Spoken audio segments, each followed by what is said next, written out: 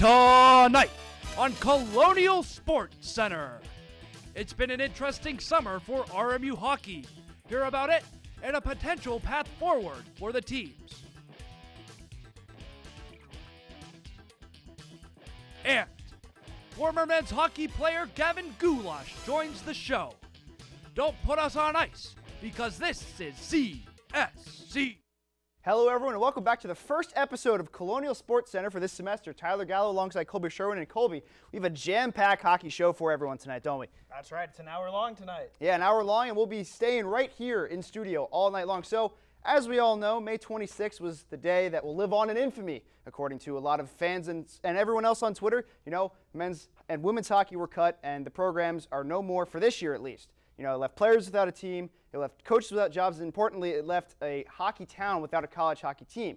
Now, the only thing we can do right now is hope the donations keep rolling in. I mean, and nothing we can do to bring back the team at the current moment, but if we keep doing it, we should see the teams back next year. So, Colby, it's been one heck of a summer for this team, and it's the biggest news to come out of Robert Morris in a long time. Yeah, both teams were cut, unfortunately. It was very disheartening to see.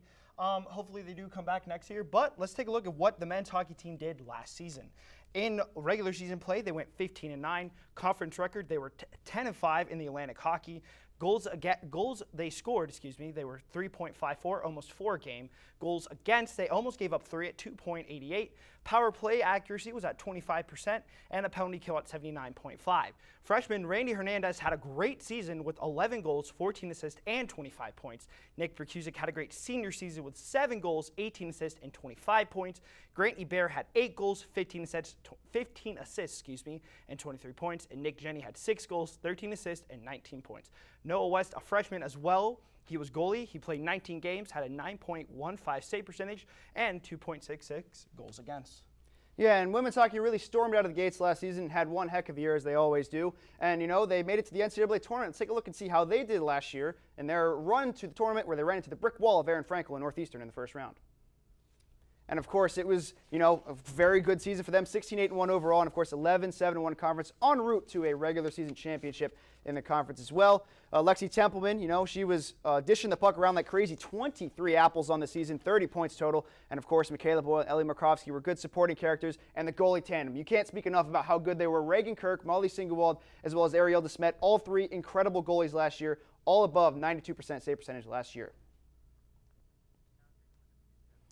So we'll take a look at what happened for RMU hockey. It's been one whirlwind couple of months for this team, for these two teams exactly, and we'll see exactly what's gone on since that fateful day in May. Of course, May 26th, there's the cancellation, and then, you know, Murray Gunty sent that big letter on June 1st. But you see pretty much what happened all year. I mean, the big one, Steelers GM Kevin Colbert, who is an RMU alumni and a big part of that board, stepped down, and that was the first nail in the coffin for this whole summer. We also had on July 14th, RMU and Pittsburgh College Hockey Foundation partnered to raise the funds. On July 28th, RMU hires Anthony Jeffrey Kessler to represent the players in a lawsuit. And on August 12th, RMU announces hockey will not return in 2021, but potential in 2022. Right.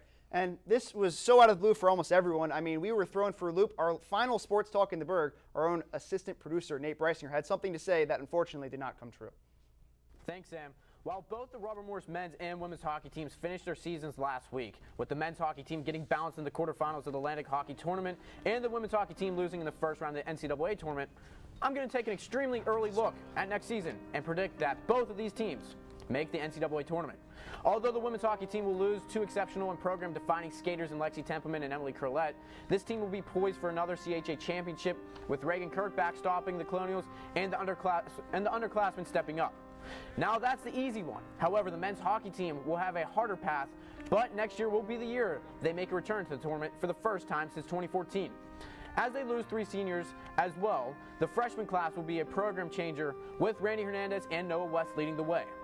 Both of these RMU squads have shown their potential, and next year it will all come to the forefront as both these teams will make the NCAA tournament together in the same year for the first time. Well, Nate wasn't right with his prediction. Let's see where the men's hockey team did transfer. We had Noah West go to Michigan. He was a freshman goaltender. Riley Cooper went to Curry, which is a D3 school. Dylan Lubesmeyer went to the ECHL Wheeling Nailers. Nick Berkusic ended up retiring. Brandon Kramer went to AIC. and Grant Hebert went to Maine. Yeah, and of course, with the mass exodus of players leaving, women's hockey was not passed over either. We'll take a look at some of the big ones and the big names to transfer this program.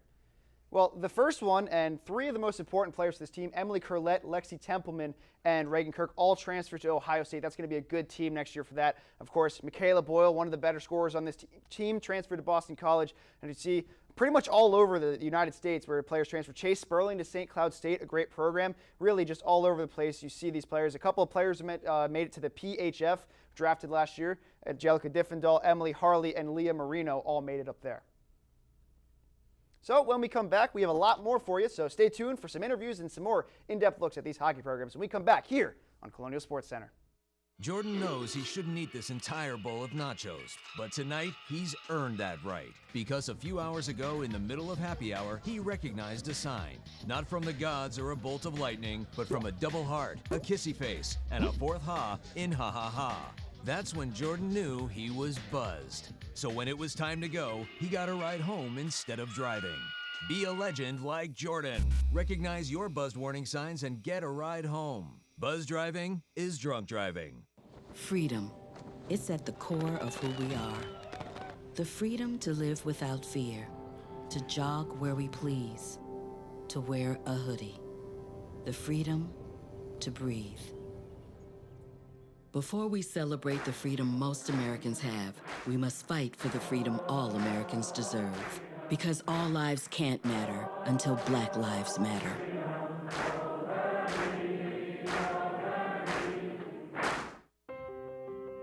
When I first saw Turtle, my heart was full. Now anything but lonely. We had this deep connection, this heart connection. He just wants to be close to you and part of your life. Every day with Turtle is a perfect day. When I'm holding her, it makes me feel calmer. I think everything he does shows how much he loves us.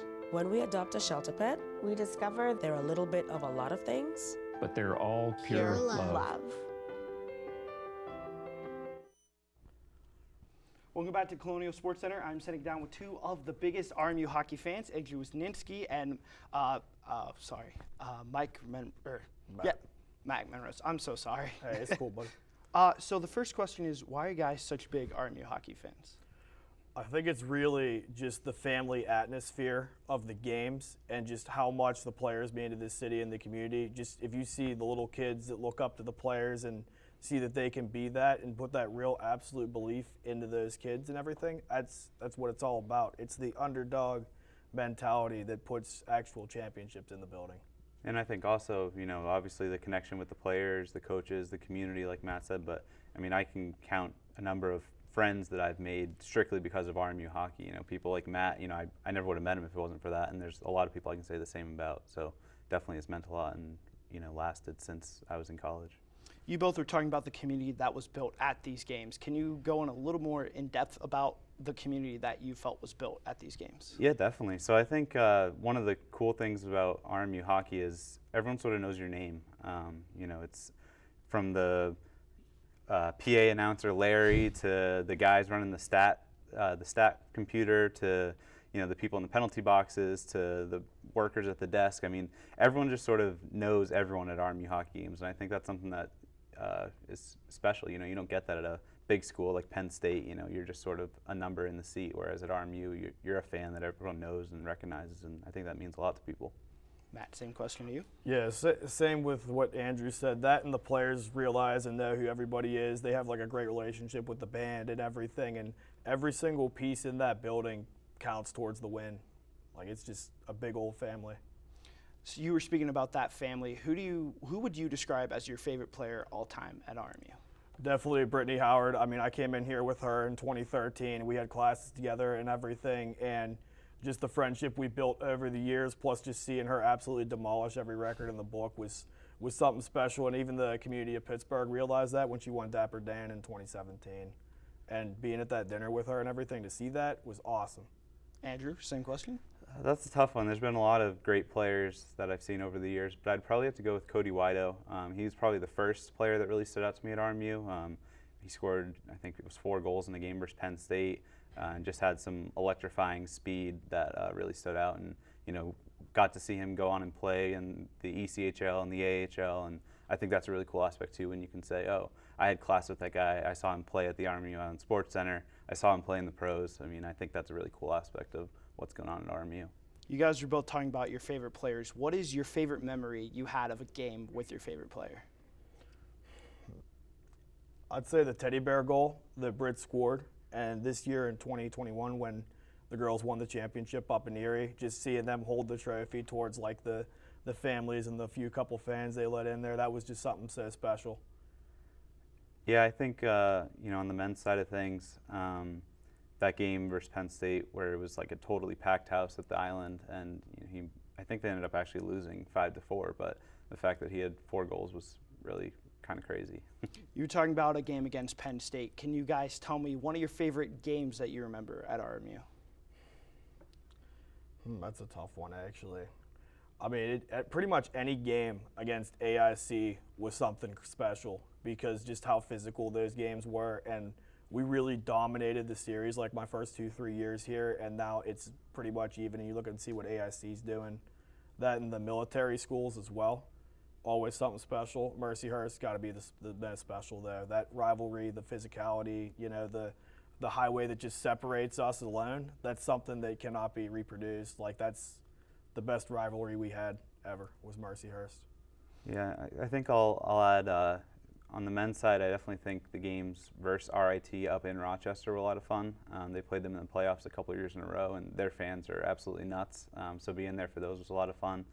And then, on the women's side, I think anytime they played Mercyhurst, it was always a big game. There was a lot of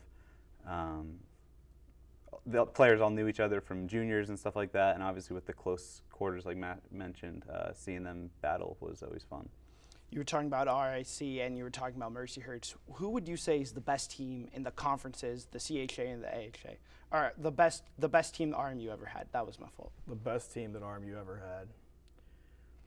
I think for the men, it would be the 2015-16 team. They absolutely rolled through the regular season, won the regular season championship. They had a really big senior class with guys like Brandon Denham, who's on my jersey, David Friedman, Zach Lynch. They unfortunately lost in the conference final game.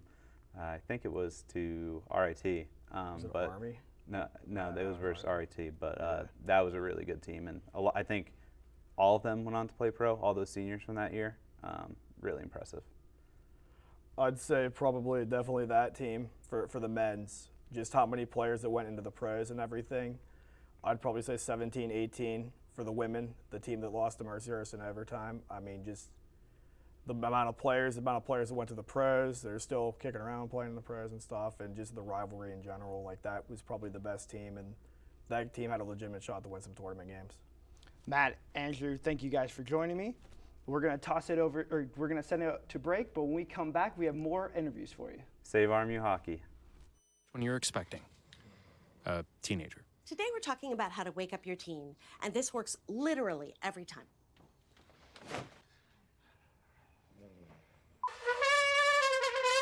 Good kisses. Good kisses. You heard how loud I heard. It wasn't you. Yeah. It was the...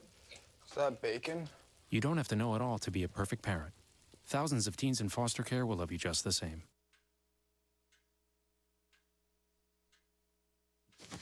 Awkward. I'm the awkward silence.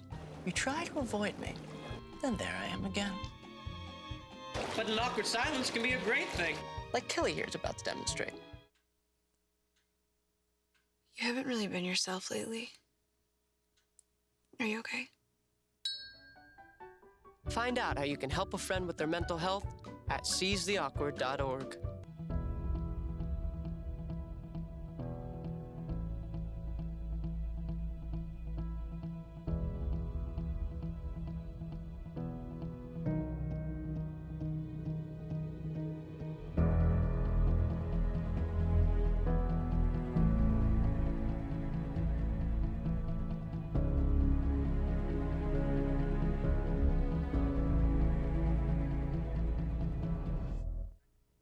Welcome back to Colonial Sports Center. And talking back to that interview, it was just, great to see fans' perspective. All of us are fans, but also journalists at the same time. But again, really just relaying some of our favorite moments and favorite teams in RMU history. Now, Women's hockey also faced the brunt of the cancellations as well. We had a chance to sit down with some of the players from those teams earlier on this summer, really pretty much mere minutes after the news was broken. I was in shock. Before, when we first got the email that we were having a meeting, we were trying to figure out, what it was about, if it was all athletics, what was going on. And we kind of narrowed it down to the fact that it wasn't really any other team besides us. And then we later found out, once we got on the Zoom call, that men's hockey was there too. And as soon as President Howard, opened his mouth, I knew it was all downhill from there. It was shocking, especially after the season our team had, winning that CHA championship and making it to the NCAA tournament. You never thought that it was going to be you. I remember talking to a couple other student athletes during the year and saying, what if they cut sports? Like, what do you think? And everyone always said, well, it wouldn't be men's and women's hockey. Like, you guys are so successful. And to kind of see that success doesn't matter in their eyes is disheartening. I feel like they don't value our work. And they put us in an extremely, extremely tough position. It's almost June. You go back to school in August. It gives us 2 months to find a place to go to school or a plan in a world that is still trying to adjust from a pandemic. And on top of that, the extra year of eligibility being granted for COVID, it doesn't leave much room. So I think shock and disappointment, it's disheartening. I really didn't even know what to think. I still think I'm in shock right now, hours later. But yeah, it took us all by surprise, I think, and I'm sure it took all of you guys by surprise as well. And it stings a lot, and it's very confusing. I haven't really sat down exactly to collect all my thoughts, but I'm still sitting here wondering what the heck is going on. And for us to only find out, a couple minutes before it took to social media, that stings a lot as well. To go off of what Boyle said and what Lexi said, there's so much going into it, and we had such a great season, and coming out of that, we didn't really expect any of this. So shock was the initial feeling that we all had after hearing the news. None of us were expecting what came out of that meeting, and I think a lot of us are still processing it, and it's going to take us a little while to process it because it's so much more than just cutting the hockey. There's our schooling, there's the fact that we're a team. We're not only a team, but we're a family, and finding out that they just tore our family apart, and it's so much more than that they don't realize that goes into it, and we're still trying to process it, and it's a lot, and I think it'll take us a little while to realize the real effect of. Well, a lot of women's hockey players went all over the place this year. Of course, we just saw Ariel DeSmet, who transferred to Syracuse. She's going to be a part of a huge goaltending tandem between her and Allison Small, who showed her prowess here when she came here last year. And, Michaela Boyle went to Boston College, and, of course, Lexi Templeman, I mentioned before, went to Ohio State. But Colby, one guy that we have that's sticking around is coming right up, right? Yeah, Nate Breisinger sat down with Derek Schooley, who has a new position, which we will tell you about after this. Just to start, what has it been like so far this summer in regards to the entire hockey situation, the roller coaster that it's been? Well, I think you just said it. It's been a roller coaster since May 26th, and we're going on 100 days right now. It's just been up, downs, change of emotions. I know what I've felt. I can only imagine what the student athletes felt and how it is. And I know a little bit more of the insides and outs of things were happening. So we tried to communicate that as much as possible to the student athletes. But I can imagine the roller coaster that they were on, from losing the program to trying to find a new team, to the program coming back, to it not coming back, to trying to find teams. It was like you described it perfectly right off the bat. It was a roller coaster. Yeah, and so obviously with everything that's going on, a lot of people have departed player-wise and coaches-wise, especially on the women's side. Paul Colantino has accepted a new position. For you, what has made you stick around and help with the fighting cause? Well, I mean, I've been a part of both sides here of the fence, and I've worked with the Pittsburgh College Hockey Foundation. I've worked with Chris King and TJ Brown. I've kind of been back and forth, and what made me stick around is the fact that I've been here since day one. September 1st would have been my 18-year anniversary, work anniversary, I guess, at Robert Morris, and I just felt that there's so much to do for these student athletes and try to get the program back, and for the alumni, for the former coaches, just to try to make it back to where it is. And I really believe that we could get this back to where we were, both men and women. We just need to have the go ahead to be able to do it. And like I said, I've worked a lot with TJ Brown and Chris King as far as fundraising. We were incredibly proud of the job we did, raising the $1.4 million, close to $1.4 million in less than 3 weeks. And, you know, we're going to try to get going at it here to do a lot more, raise a lot more. And the demand for season tickets right now has been outstanding for both the men and the women. So there is support that way, but I'm just here to try to keep something that started long ago, which is way above me right now with the alums and everybody to keep it going. Yeah, and you mentioned the 18 years that you've been with the program. This entire cause of trying to get this team back, how meaningful is it to you to hopefully get this program back? Well, it's been my life. My daughters, all my kids have been born here. My daughter was born a month after I was hired, so all that our family's known is Robert Morris hockey. And I think not only for myself, the passion of I think you've seen the passion of the community. You've seen the passion of the students, seen the passion of the media, and we've seen the people that have worked and wanted to fight to keep this going. And I think that's worth fighting for. When you have something worth fighting for, you continue to fight. And we're getting there. We're getting there. We've got tremendous amount of support, and just need to keep moving forward. And now in recent college hockey news, we've seen that Alaska Anchorage has been reinstated with their fundraising goals. Is that an encouraging sign for you guys, seeing them being reinstated? Well, it gives you hope. It gives you hope. And like you said, on the roller coasters, there's been good days, there's been bad days, and now there's something to say that, you know what, Alaska Anchorage did it, why can't we? And very similar to us playing games on the ice. I mean, why can't we do this?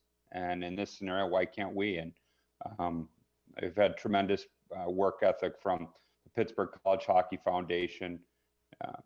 Like I said, and Chris King and TJ Brown and the athletic department have been great in doing everything that they need to do to be successful and help this out, and as well as the board for the College Hockey Foundation.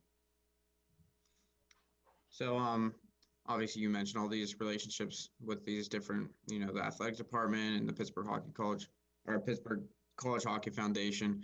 And then obviously with a lot of the players that have been leaving, with the people who are still around, have you been able to talk to any of the players that have stuck around still, that are still taking classes at RMU? Yeah, I have. I've corresponded with Nolan Schaefer, worked a hockey camp I ran. Jeff Lawson's here. I talked to Jeff Lawson, Gavin Goulash, Nick Lalonde. You go through the list of them, and obviously there are some of the women's programs that are still here that unfortunately with Paul leaving, need a voice, and that's right now me, and trying to help not just men's hockey, but to help women's hockey continue to come back as well. And I'm excited about the opportunity. And we've got a goal that we've got to reach. We've got to do it by December 15th. on or about December 15th, and hopefully we can keep moving in the right direction. And I think it's more of keeping the campaign going. Hockey is the goal. To make sure that it still is out there and in front of people as far as raising money, and need to get corporations involved, need to get people in the hockey world, and the more people that know about it, the more opportunities there are to raise that money and find that I hate to use a name, but Penn State had a large donor. If we could get somebody like that, next thing you know, we're moving along towards our goals and going in that direction. So I'm excited about the opportunity and really hope that the community will get behind it. It has been tough. It's been a challenging summer. I'm disappointed that the first day of school I didn't get to welcome new freshmen in. I see first day team practices going on all over the place, but it really fuels me to try to work even harder to get these teams back. And there's a lot of good people out there behind the scenes working to do that as well. So Derek Schooley, of course, you saw him right there with Nate Breisinger. Thank you for doing that, Nate, as well. But he was also named into a pretty big role, which also means a lot for the hockey teams going forward. Derek Schooley, of course, men's hockey coach for however many years he's been. He was also named the women's hockey coach and director of operations for both sides. So, this guy, I believe earlier this summer I read somewhere that said they would not have a hockey team without Derek Schooley. They wouldn't start the hockey teams back up without Derek Schooley. And you can also see the career highlights. They speak for themselves, Colby. He is the only men's hockey coach for the team. It would have been his 18th year at the helm for the Colonials. This is huge to keep him. It's a good step, or it's a positive step forward. Right, and of course, Paul Colantino, former women's hockey coach who was great in his own right, moved on to the Bishop Kearney Selects women's girls hockey team, in Irondequoit, New York, and that's a big role for him as well. So they're gonna have to fill that eventually. I spoke to Logan Biddle, and he said, "Yeah, I don't think Derek Schooley's gonna stay in the women's hockey coach's role, but." It's a good sign going forward. And, of course, like you saw the accolades, career 275 wins, and he also has 275 losses, which is a pretty round number. But 275 wins in his career, really close to 300. I think he gets that if the teams come back pretty soon. And just a guy that absolutely lives, breathes, and dies RMU hockey as he has, his whole life. But, of course, when we come back, we've got Gavin Goulash in studio to talk to our own Owen Krebs. And, the hockey teams play on the ice, but they're heading to the court. We'll see you when we come back on Colonial Sports Center.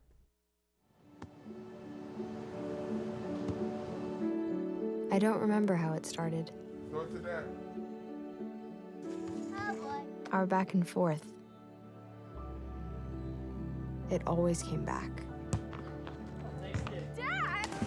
You probably don't remember what you told me, That was perfect. but I heard every word.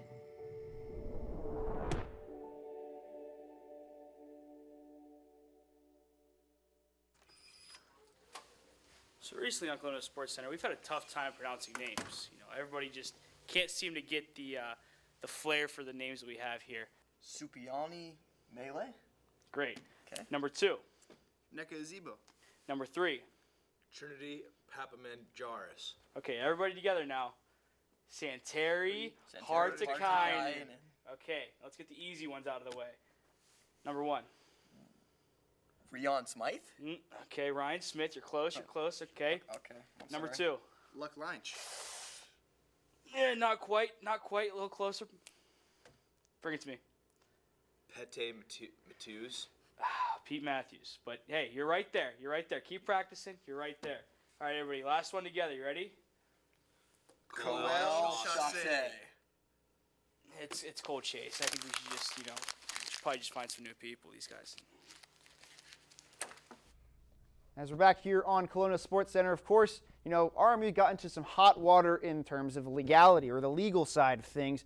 Of course, they were the student athletes hired Jeffrey Kessler, who represented Tom Brady in the Deflategate scandal. He also represented Stanford University in another trial and the NCAA in their Supreme Court case that happened recently. And, of course, Aiden Spellesy's dad, Kevin, also represented the players in the multiple lawsuits that are against, the university after they basically just, it's wrong. It's wrong that they got rid of these teams, and, it's great for them to bring these guys up because it forced RMU to sort of come out of their shell a little bit and actually announce some things that were really swept under the rug a little bit. very interested to see how the lawsuit goes. I mean, he did get Tom Brady off on Deflategate. Yeah, so I mean, that's a very high-profile lawyer and a high-profile guy to have, and probably the guy you want representing you. But, you know, one of the athletes is here with us in studio. Gavin Goulash is sitting down with our own Krebs. Owen, take it away. Thanks, Tyler. We welcome in Gavin Goulash, a former RMU men's hockey player, hopefully current as soon as next season. How you doing, my man? Holding up? I'm all right. I've been better, but, you know, hanging in there. Yeah. Last season, 22 games, 5 points if I remember correctly. You know, good complimentary forward, but, you know, let's get straight to the point. You're still here, and it's because you didn't expect this to happen, because on May 26th, an announcement was made, and, you know, you're here, and, you know, things have been very depressing. Tell me about that day itself. What exactly happened? Was there an email? And then there was the Zoom meeting, and then there was the tweet. What was the exact series of events that happened?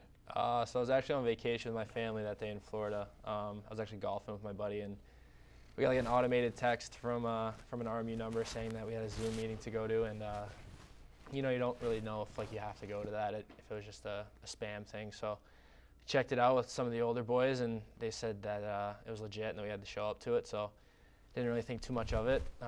Finished my round of golf, and then sitting there eating some food and joined the Zoom call, and you see like some of the interviewers earlier, all the girls teams on there, all their coaches, my whole team, all our coaches, athletic trainers, and then you see the higher ups of the school, and you don't really know what's going to happen. So at first when they kind of said that hockey wasn't going to be a thing anymore, I thought they were joking, just because it's probably the last thing any of us expected to happen. But yeah, it was a weird feeling. It was kind of an empty feeling, just knowing that everything you experienced in, at least for me in my freshman year, and just the great times that we all had, that it was kind of just taken away, and that you know, you're not really going to have that kind of stuff anymore. So yeah, it was reported that the tweet that came out, you know, that announced it to the public, was actually made just 10 minutes after that Zoom call ended. Is that correct? Yeah. Yeah, and then I'm also curious. You mentioned you were on vacation, playing around in golf. Were there any players that weren't on that call and you know, got the news later on in the day? And how did they react to that, if so? I think there was a couple guys who might have missed it just because, I mean, either not by their phone or hadn't seen it. But yeah, I think just the reaction was the same. Just, you know, you think guys are busting your chops, thinking they're kidding, but in reality, the situation, it was real, and unfortunately for us, it was real. So, I mean, it was definitely a hard pill to swallow that day. Yeah, absolutely. And, you know, what I'm trying to do here to start is just kind of just paint the picture of how, you know, chaotic things have been. We still have a pandemic going on. Not everyone that was on RMU hockey was even, you know, from this country. People were moving back home. There's, you know, scholarships at stake and things like that. You know, how chaotic has it been? Just from a mental health standpoint, just this entire offseason. You know, hockey's a great sport in the fact that we get the summer, the nicest weather in the offseason, but with this happening, it's been a whole different story, has it? Yeah, it was crazy. You think, you know, when I left here on, I think the 2nd of May, I didn't really expect could have been the last time I'm ever stepping foot on that campus. Some of the guys, you don't think it's the last time you're going to see them for God knows how long. But yeah, it's been a weird summer, to say the least, for not only just me, but my whole entire family, just because, I mean, I wouldn't be here without them, and they're just as much invested in this as I am. So just to see what kind of impact that had on not only myself, but, you know, the people that care about me and that have supported me, it was really tough this summer. Yeah, absolutely.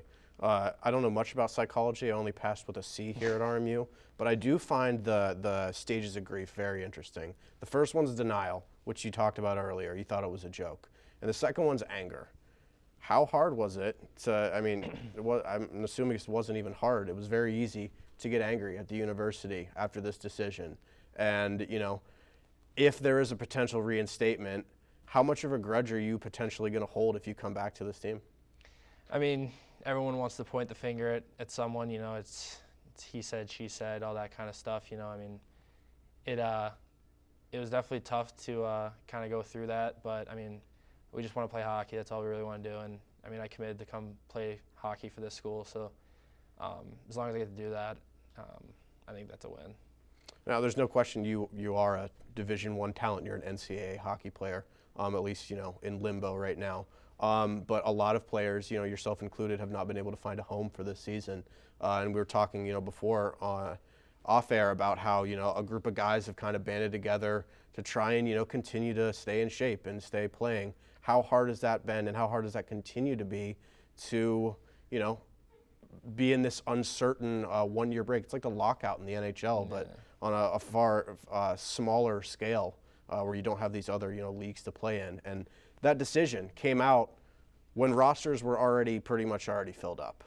Yeah, there's never really a good time for anything like this to happen in any year, but for it to happen in the end of May in the pandemic year that we kind of went through, and having over 300 guys trying to transfer, at least in my case, from different schools, it obviously makes things tougher, especially when there's an entire team on the block now. So yeah, it's hard because at that point there's a amount of spots and even less money. So yeah, it didn't really leave a whole lot of options left for a lot of guys. But yeah, like you said earlier, there's a good group of guys that stuck around. That, I mean, obviously our end goal is we want to play for the school and this university, and so I mean, I think it is hard just to sometimes it's hard to stay motivated when you see some of the guys that you played with last year, you played against, and you're seeing them on social media going out practice, playing games, media day, that kind of stuff.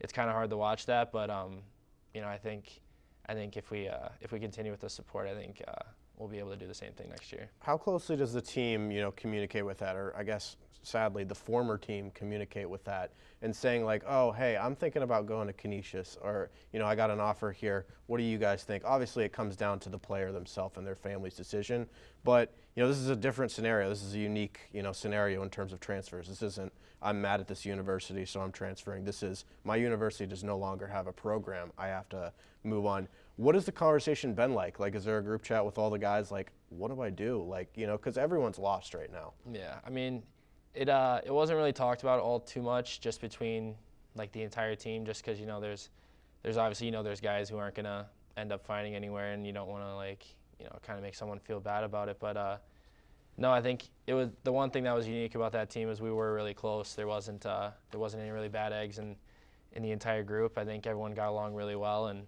those are all guys I'd want at my wedding one day. That's how, I mean, in my 1 year here, that's how close I think a lot of us were. And I think the cool thing about it was whenever someone landed somewhere, they'd always let the boys know before it got out to social media or whatnot. So I think that was like a big thing for a lot of us, that it was always the boys that had each other's backs. So now the donation goal, which is $1.4 million, links will be in the description for anyone that's listening. December deadline, mid-December deadline. One of the areas that is discussed is arena upgrades in the Island Sports Center. You only had 1 year to play there, but just from a hockey player's perspective, what do you think of the arena itself? What needs to improve in terms of arena upgrades potentially? I mean, I don't see too much. I mean, our facilities in the back were top notch. We had basically anything we wanted back there. We were treated like pros, which obviously that's something you don't get at a lot of places, but it was nice. I mean, we didn't really get to have too many fans in the building besides our last playoff series, but I think it would have been a completely different season, obviously, with people in the stands, which we're looking forward to next year. But one last question for you. We saw it with Michaela Boyle's interview here, but you guys have been successful programs, just in general, both hockey teams. How much does this decision mean to you guys in terms of how much they value your guys' success? I mean, at the end of the day, it's a university. They got to run it like a business. I'm not gonna, point fingers and make excuses as to why this should happen instead of us. You mean, you never really think it's gonna be you, like Michaela had said earlier. But I mean, I don't know too much. Well, we thank you for joining us, Gavin. Hopefully, we can call you an RMU hockey player as soon as next year. But for the meantime, you'll remain a hockey player in our hearts. And I hope to see you next season on the ice instead of in the studio. So. Thanks. Thank you. Back to Tyler and Colby. Thank you, Owen and Gavin. Now, they were talking about the donations to save RMU hockey. Many are trying to do it. Murray Gunty, part of the Black Bear Sports Group, sent an open letter to Dr. Chris Howard to try and save the teams. It said, "I would be happy to engage in dialogue with your team to figure out a way for us to help us save RMU hockey. It would be devastating for the student, your alumni, the city, the state, and all of hockey to lose such a valued program." Tyler, thoughts on this? I mean, well, this is the guy that owns or is part owner at least of the Youngstown Phantoms, and he has, money to spend. So when a guy like that offers up his services, offers up his rinks, offers up all of that, that's just an asinine decision not to take that route. And unfortunately, it fell on deaf ears. They sort of kicked the tires a little bit on the discussions, but really never ended up happening. And I think that it's just a tough decision altogether. You can't really, like Gavin said in the interview, you can't really point fingers at anyone. The athletic department is really committed to bring these teams back. They're sort of getting wrongly scapegoated in all of this. It was sort of, a presidential decision. But Colby, what are your initial thoughts, of just all the donation numbers you've seen and sort of this letter as well? As you were saying, and as Gavin was saying, there's not a lot of pointing the fingers at this point. There's not much anybody can do. Everybody, athletic department, university, both said they were trying to bring the teams back. So hopefully they come back and hopefully the donation goal is reached, but we will see. Right, and so when we come back here at Colonial Sports Center, Logan Biddle joined me to discuss about Pittsburgh College Hockey Foundation, what they've been doing to sort of save these programs here when we come back on Colonial Sports Center.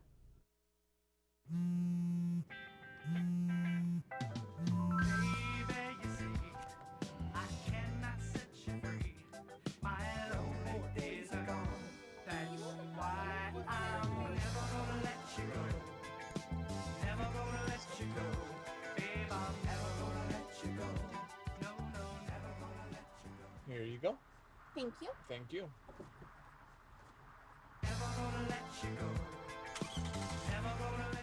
Today I'm going to talk to you about physics. Come on in, girls. Let's go. This is the first rocket to get humans to Mars. Really tall. I'm a rocket structural engineer, designing and building parts of the rocket. You are the generation that will be stepping foot on Mars. Do I have a group of astronauts on my hands? Yes. You can become a rocket scientist or whatever else you want to be. Is going to pass it off to, that's 21, that's Adamo, and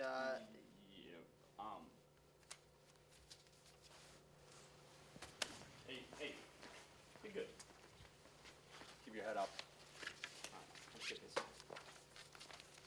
So take a look at this goal here. Nick Berkusik sneaks it over the shoulder of Logan Drackett to win it in overtime, and the Colonials snap the losing streak, and they'll head on to Holy Cross with a victory. Welcome back to Colonial Sports Center. Tyler Gallo sat down with Logan Biddle. Hey, that's me. Yeah. Mentioned it earlier as well, board member for the Pittsburgh College Hockey Foundation. For people who don't know what it is, can you tell them a little bit about what you guys do? Yeah, so basically we just, like I said, we tried to come up with a way to help get the teams back, but really support the student athletes and the coaches and our drive to get these teams back. And so we kind of came up with some different ideas, and that seemed to be kind of the best way to do it is to get like-minded people together and come up with positive ways to help, provide an opportunity for these teams to come back. And we used it as a fundraising tool, and we went out and raised a lot of money to get to where we're at now. And the plan is, and the hope is that we continue to do so well into the future. Right. And can you sort of give us a look into what the donation and pledge numbers are at right now? Well, yeah, if you look at the announcement, we have about $1.4 million in pledges. We're hoping to get that money in hand by December. And then, hopefully to raise another $1.4 million in pledges by December. So we're well on our way. We've done a really, really nice job. And there's been a lot of people from the foundation to the athletic department to the fundraisers at the school. Everybody's been putting a lot of hours in to try to make this work because there's so many people that want these teams back. So that's been a great sign. And again, yesterday, this announcement of Derek being signed on and Bree being involved as well. I think that's going to be huge for everybody involved. So we're really excited about it. And, what do you think the next step is, at this point in the year is for the plan of reinstatement? Yeah, I think that right now it's fundraising. And like I said, we have some great people working on this. from the athletic department, from the school, from Derek to Bree, down the line to our foundation. There's a lot of people out there trying to, talk to as many people as possible, get as many people involved. And we're hoping for, obviously the donations that we had are fantastic, and we obviously need to go out and get more. And, the hope is there, the belief is there. Now we just got to go out and do it. Right. And so, do you think, when we've seen players move all across the country now for different teams, do you think there's a chance that some of them, even though, it was a misdeed to get rid of the teams, do you think some of them would come back if the teams were reinstated? Yeah, I mean, I would think there'd be some. Obviously, it all depends on the experience that they're having at their other school. But when you really break it down, every one of those players chose to come to Robert Morris for a reason. And whether it was the coaching staffs, whether it was the team, whether it was the school, whatever it might have been, they chose to come to Robert Morris for a reason, and they might not have those experiences elsewhere. Now they could go there and it could be a much better experience. You just never know. But at the end of the day, there's something about Robert Morris that is, for all its faults or whatever it might be, it's a great place and it's a great family. And, those players bought into that. And I think, hopefully some of them would be interested in coming back if the teams were reinstated. Right. Definitely a big love for the program, no matter how far away they've gone. So, is there one moment, in your time as coach or your time even as player here that sticks out as one that you think, yeah, this is why hockey should be here. This is why we should have the hockey teams at RMU? That's a good question. There's a lot of them. Obviously, the experiences that you have on the ice are fantastic. The learning environment, the school itself is fantastic. The friendships that you make as being a part of those teams is amazing. I met my wife here, played on the women's team. I mean, we could have a whole nother segment and talk about how great it was and why these teams need to be around. But I think the biggest piece to it is, number one, they represented the school with all types of class. They were fantastic in the classroom. They were great in the community, and they were very successful on the ice. And so for those reasons alone, I think the teams need to be reinstated. And I think it's important that they're there. But at the end of the day, it's the community showed that they want these teams here, and it puts a good name on Robert Morris. So that's why we're trying to do that. That's why we're trying to get these teams back, for all those reasons I stated and 1,000 more. Absolutely. Definitely, a big part of the community, no matter how you slice it. Is there anything else you'd like to put out there that maybe, we didn't touch on in this interview? I just, I can't thank everybody enough for their efforts that are, from, like I said, the athletic department, the school, the foundation. There's been a lot of people that behind the scenes have been working really, really hard to make this happen. And they don't want credit for it, but the fact is they need some credit, and they've been doing a lot. And so thanks to them, and thanks to everybody who's, kind of driving the force on, the social media force. There's a lot of support all over the place, and we support that. And we're so grateful for that. And for all those people that have pledged and given, that's so huge. And, every little bit makes a huge difference for us. So we're so grateful for them. And, if you know anybody else that's out there that would want to help, give them the links and show them how to do it. And we're more than willing to help as well. But the work isn't over yet, but we're really excited about work. So welcome back to Colonial Sports Center. Of course, the fundraisers have been going along as pretty much as well as they could. We'll take a look at some of the numbers right now and some of what we're looking at here. Of course, take a look there, 105K donated so far. I mean, it's not 479 days remaining. There's the days until, I guess, next year remaining. But it's a promising number for pretty much all the teams that are looking forward to coming back. There's a bunch of pledges and there's a bunch of things in place to hopefully resurrect these teams next year. Now, one of the biggest donors, or biggest heroes, I would say. Biggest supporters is one of our very own alumni, Adam Maluso, who was in RMU Century Media, was on CSC, and a bunch of things, actually. He was a legend on Sports Talk in the Berg, and, he is a guy that spearheaded the fund. I think he started the initial GoFundMe, but, a lot of really promising numbers coming forth for these teams as they look to come back next year. Really, it's up to just them at this point. I was speaking to Logan Biddle, off camera when we were initially set up in here, and he said, it's 50-50 right now. We're looking at, it's one way or another, really, and it's just a good thing to see for these teams, and it shows how much support they actually have. So when we come back here on Colonial Sports Network, we're actually not going to be talking about hockey here on CSC when we come back. Oh,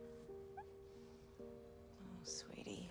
Okay, you know what? Let's take off his sweatshirt. Get rid of pictures of him. You don't have to look at him. Goodbye, Dave. Mom, you don't understand. He's tagged in like 400 of my posts. I can cut out tags. No, that's not how it works. What is a tag? You don't have to be perfect to be a perfect parent. Thousands of teens in foster care would love to share their first with you. So recently, Gallo has been on quite a run of good shows lately. That was a big opponent to beat there, but now they move on to the Three Rivers Classic where they've had some pretty good history in it. We're going to take a look at some of these games. They've won it a couple times. We're going to move on into that. But it's led to the group starting to question his morals. And that's when I said, you can't wear a sweater vest. Ian Kist wore a sweater vest. Hang on. It's go time.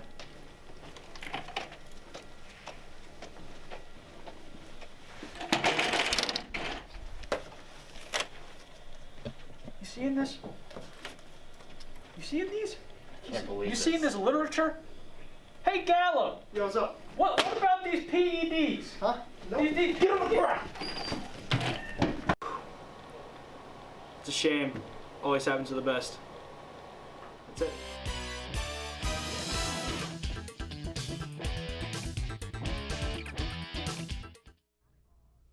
Hello, everyone, and welcome back to Colonial Sports Center. And we have a lot of volleyball, a whole stinking lot of volleyball here in this segment. They hosted the Chick-fil-A Robinson Labor Day Classic, Colby, and it was a pretty solid tournament for all teams. You know, RMU did not end up coming out with the most wins, but, you know, take a look at the first game. They took on the Vandals of Idaho. It was a good game, and it was a good one to watch as well, so we'll take it to that one.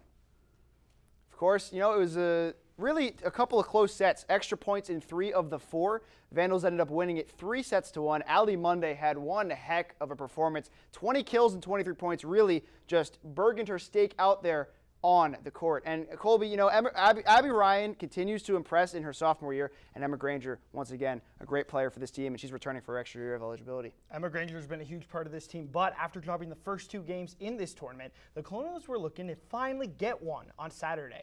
Were they able to destroy the Duquesne Dukes? Yes, they finally were. The Colonials, they beat their Pittsburgh rivals in the match 3-2. The first set went to RMU 25-14. Set 2 was in favor of the Dukes, 25-22. Set 3 was also in favor of the Dukes, 26-24. RMU won a pivotal set 4, 25-17, and the Colonials won the match with a 15-12 set 5 win. Emma Granger put on a show, as we were talking about in this one, as she led the way in kills with 16 and blocks with 6. For the Dukes, Morgan Kelly had 17 kills. Actually, Tyler, you're going to say what happened next. Right, and so this was actually the first game of the tournament, so they took on the Liberty Flames, a team that's very, very good, and you know, they showed it out there in their performance. RMU really just couldn't come out on top against this team. Take a look at the game. Liberty, the Flames really just, burned the Colonials in every sense of the word there. Regina Fitzmaurice, 18 kills and 19.5 points in the match. And, of course, Allison Londa did her best. But, man, it was a tough performance for them. That was a good game to watch. And Liberty, I think, went 3-0 in the tournament. It was a good one for them. But, Colby, you know, the Dukes game was probably one of the best ones to watch in the entire tournament. We were both there at that one. I want to get your initial reaction to that game when you were just sitting there seeing the emotions come out in droves. Yeah, that was a pretty emotional game in general. Last year, being a freshman, I'm a sophomore this year, obviously, but being a freshman last year, there wasn't a lot of fans, actually no fans. So to see a heartfelt rivalry game, not full, but a packed house there in UPMC Event Center, was a good time. Yeah, and it can get really, really loud in there as it showed. That bench might be one of the loudest we've ever heard. They were really making themselves known in this one. Of course, you know, men's and women's soccer are also in action. We'll take a look at women's soccer, who took on former NEC foe St. Francis, Colby. Actually, the Colonials dropped their last 2 games against St. Bonaventure and Valparaiso. We see right here they dropped another one against an old NEC rival. Rita Kenzuria got the scoring going with a goal in the 17th minute for the Red Flash. Then at the 65th minute mark, Chelsea Kingston got one back. At the 70th minute mark, Corny Reiniger got the Flash back on top 2-1. And finally, at the 83rd minute mark, Laura Powell made it 3-1. RMU would fall, as we said, keeping their losing streak going now at 3. Their host, actually Tyler, a team from your home state, Delaware State, tomorrow at 7:30. Roll Hornets as they take on and head down to Dover this weekend. But of course, men's soccer was in action as well against a very good team in Akron. Let's see where they were zipped by the Zips in this action. And yes, they were. They were zipped. They were held shotless in the loss. Grant Glorioso had 5 saves, but really just could not stop a team that is very, very good. The Zips actually knocked off number 3 Pitt over the weekend. And Pitt having a rough start to their season, but Akron really just impressing as they've gone along this year. So next week there's a lot of games coming up and a lot of action. Take tuned for the RMU. All of it mostly on the road, though. See where some of the RMU teams are heading as they start to get into the nitty-gritty of their seasons.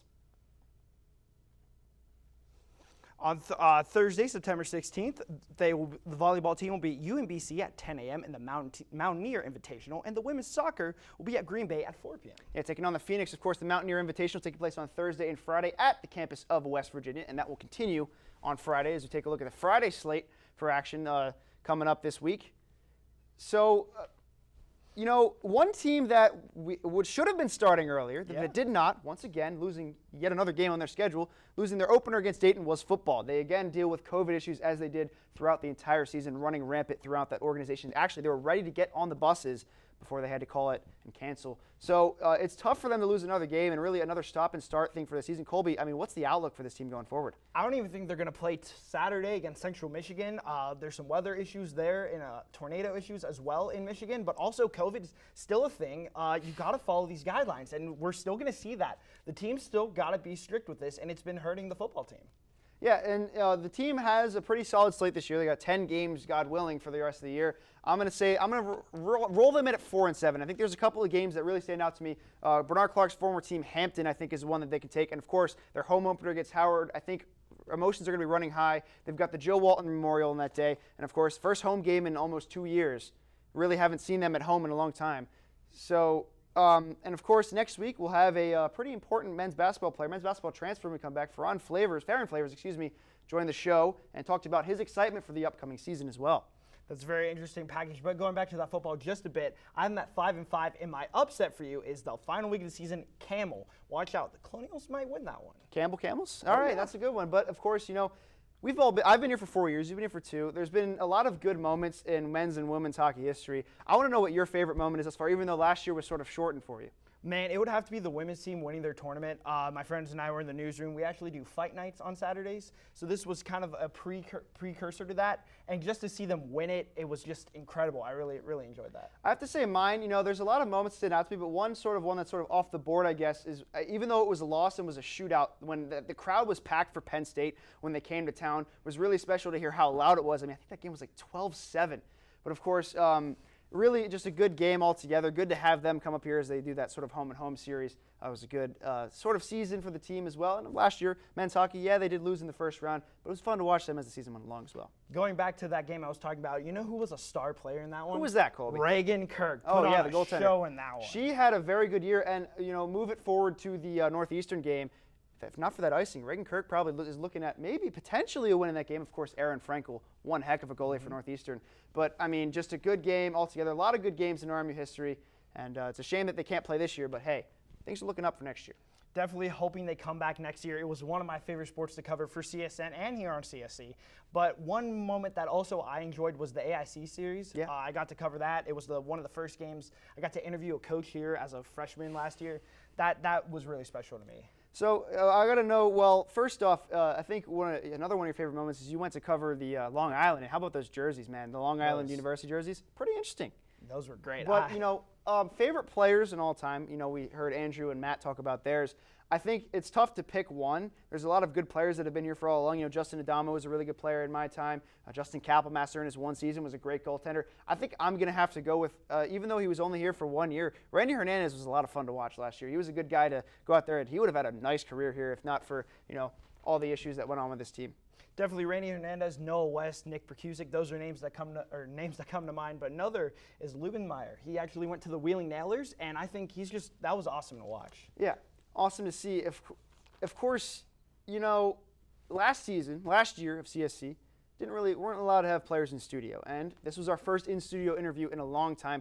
Good to see Gavin Goulash in here and get that underway as well. He was a good player. Mm-hmm. He was fun when he was out there as well. How important is it, I guess, or how cool is it to see people back in here and getting us to, I guess, lift the norms a little bit here? It was awesome. It was something special. I remember last year the COVID restrictions. We had to sit in chairs far from our guests. We had the plexiglass up. So it was just cool being in a table close together, a little bit back to normalcy. Yeah, a little bit back to normalcy. Of course, COVID's still a thing, as you said a couple minutes ago.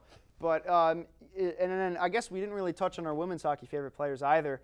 There's been some good players. It's hard not to pick J.C. Gebhard, though, as my favorite player to watch. Broke the all-time points record when we were here. I actually was on call with that game with our own Owen Krebs, called the record-breaking point.